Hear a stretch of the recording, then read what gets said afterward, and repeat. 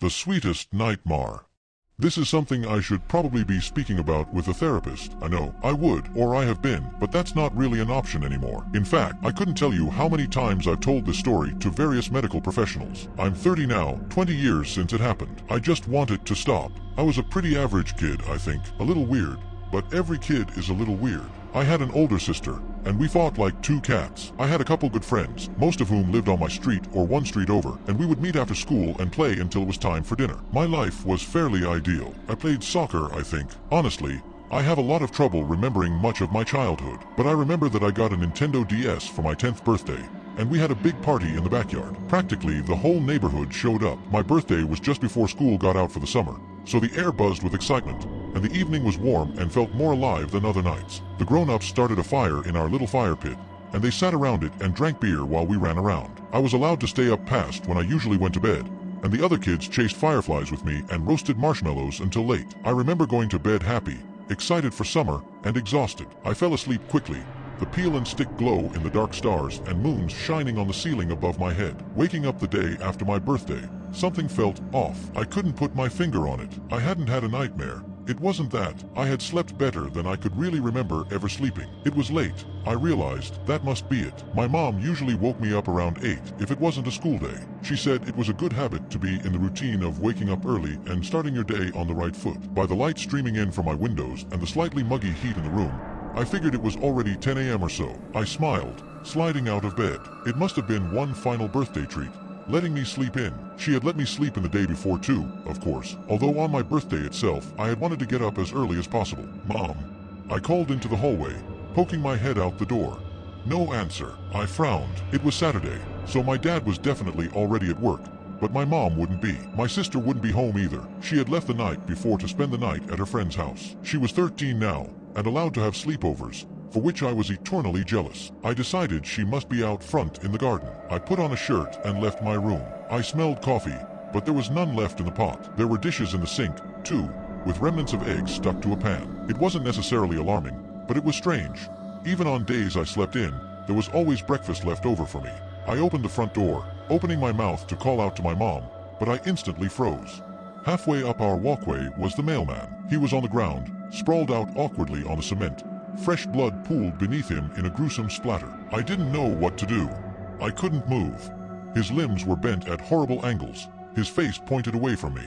It almost looked like something, some omnipotent force, had lifted him into the air and then slammed him back down. The package he must have been delivering lay a few feet away, the cardboard dented and soaked in red. I didn't need any confirmation he was dead. It wasn't a question. I had never seen a dead person before. Sometimes my parents had watched horror movies, but that hardly counted. I backed into the house and closed the door behind me. My mind was racing too fast, and my heart felt like it might burst out of my chest. Everything in my body was reeling, so much so that all I could do was move slowly, in a faux sense of calm.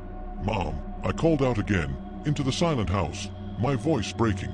Mom, are you home? Something happened outside. Mom. No one answered. The house felt way too quiet. All I could hear was the blood rushing in my ears. I had to brace myself against the wall as I made my way to my parents' room, because I was almost shaking too hard to hold myself up. Mom. I pushed open her bedroom door. It creaked, the sound almost deafening against the silence that blanketed the room. Our old gray cat, Gumbo, weaseled her way through the crack and slipped out into the hallway, brushing against my leg on her way.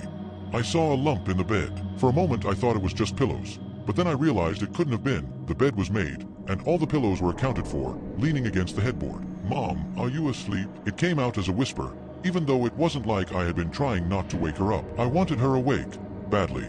I think I just somehow already knew. Something was hanging in the air, this heaviness, like the whole world had been blanketed in a thing that was empty and hot and dead. A desert popped into my head. A place that was so far away from everything and completely devoid of anything, devoid of life. When I pulled back the covers, the shock washed over me like an electric zap. Every one of my veins and bones and muscles felt 20 degrees hotter than they should have been. There was blood everywhere. I could barely see any section of the sheets that wasn't soaked in it. It looked like the cherry juice we sometimes made from the tree in our backyard, squashing the berries with our hands and laughing as the sticky syrup trickled down our wrists. Her eyes were open. Her mouth was open too, wide open, like she was about to scream.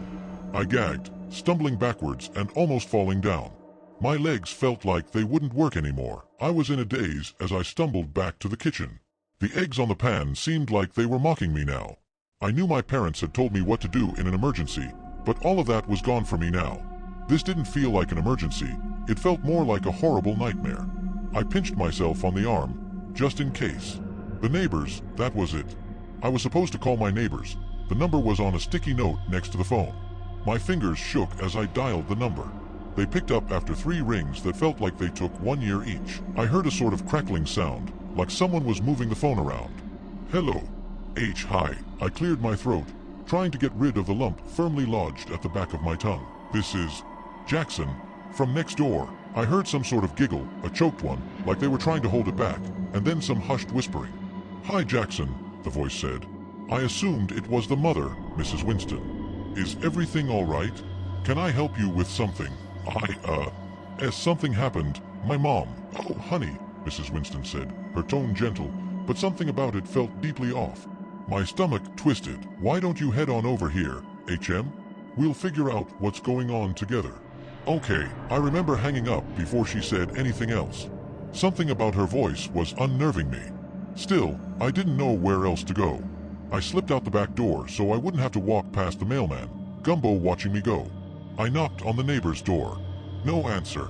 I knocked again. Still nothing. I stepped into the flower beds, peering in through the windows. Someone was lying on the couch, their head tilted back like they were staring up at the ceiling. For a moment that was what I thought was happening, until I saw that their chest was opened up like a patient on a surgery table. All guts and organs and blood. So much blood.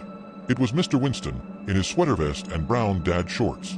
Dead like the mailman. Dead like my mom. Something came over me, and I burst through their front door. It was unlocked, which I hadn't really expected, so I went tumbling into the room, landing on my stomach, my face slamming into the floor. Face to face with Mrs. Wilson, who lay dead in front of the phone. Her eyes were open too. There was a fly on one of them, crawling across the white, pausing every few seconds to rub its hands together. I had started to cry. It was finally hitting me that this was real, not some dream, and I desperately wanted my mom. I scrambled to my feet, nearly throwing up when I realized my face was covered in her blood. I swiped at it with my hands, trying to wipe it away as quickly as possible. Then, instinctively, I licked my lips. Horrified, I braced myself for the coppery taste of the blood on my tongue, but it never came. It was sweet. I hesitated, trembling incessantly, before cautiously raising one of my red fingers to my lips. Sweet.